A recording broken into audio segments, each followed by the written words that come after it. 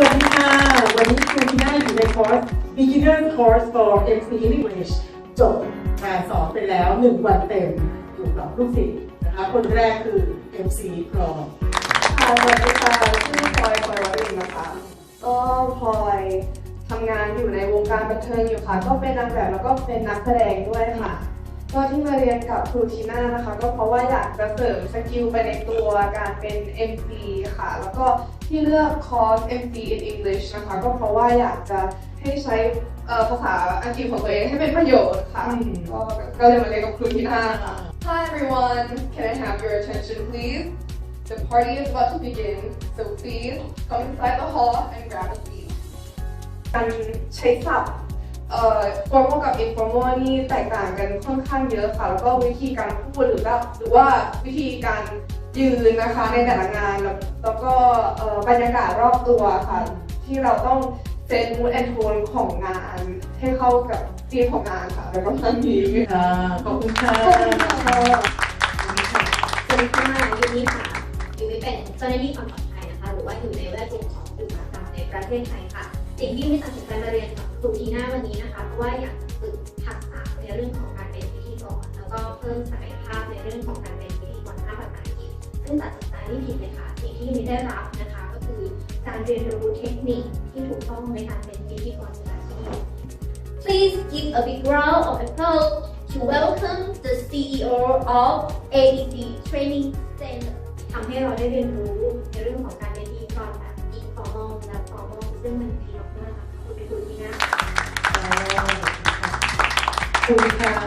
สวัสดีค่ะปุ้ยค่ะปกติปุ้ยเปิดร้านขายยาอยู่ค่ะแต่ว่าวันนี้มาตั้งใจมาเรียนคอร์สพิธีกรภาษาอังกฤษกับครูทีน่าค่ะเพราะว่าอยากเรียนรู้การใช้ภาษาอังกฤษที่เป็นพิธีการมากขึ้นแล้วก็การใช้ขึ้นเวที We are truly delighted to have you here with us.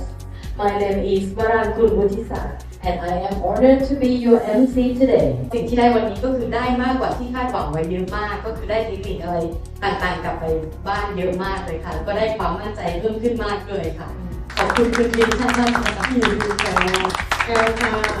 สวัสดีค่ะแอลคุริตานะคะก็ปัจจุบันทำงานฟรีแลนซ์ค่ะแล้วก็อยู่ในสายงานของการเป็นพิธีกรนะคะแล้วก็เป็นดีเจมานานแล้วแต่ว่ามีความมากเรื่องเกี่ยวกับการใช้ภาษาอังกฤษเวลาพูดออกมาเนี่ยค่ะแต่ว่าวันนี้พอมาถึงก็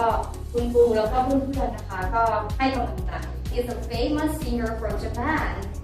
Please give a big hand to Yoshi Yamada.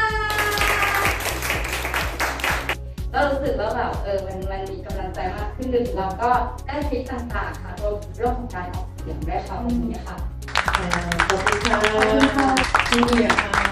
สวัสดีค่ะจูเนียร์นะคะตอนนี้ยังเป็นนักเรียนม.ปลายอยู่ค่ะแล้วก็หนูอยากจะเก็บประสบการณ์เกี่ยวกับการเป็น MC ค่ะได้เลือกคอร์สของครูทีน่ามาเพราะว่าหนูเชื่อมั่นในตัวครูว่าเขาจะทำให้หนูเป็นพิธีกรที่ดีขึ้นได้หนูจะได้รู้หลายๆอย่างที่ไม่เคยลองมาก่อน I am honored to be your MC today. Before we get started, let's have a look at our programs together. หนูได้เก็บสกิลของวันนี้มาเยอะมากเลยว่าทุกคนจะได้มาลองมาค่ะ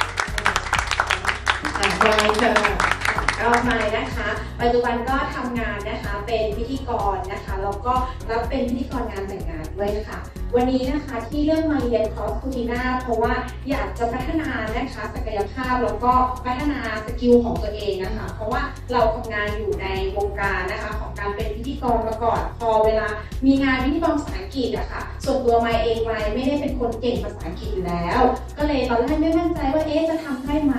แต่พอได้มาลองเรียนวันนี้ค่ะรู้สึกว่าคือได้อะไรเยอะมากๆค่ะครูสอนแบบทั้งเทคนิคแล้วก็มีทั้งการออกเสียงการสเตรทคำ Another huge round of applause from Yoshi Yamada please คือเรียกง่ายๆว่าคือวันนี้กลับไปก็คือทำงานได้เลยค่ะวันนี้ก็ขอบคุณคุณทีน่ามากๆค่ะขอบคุณค่ะพี่บิ๊กค่ะสวัสดีค่ะดร.พันธิพาขวัญทองอินนะคะที่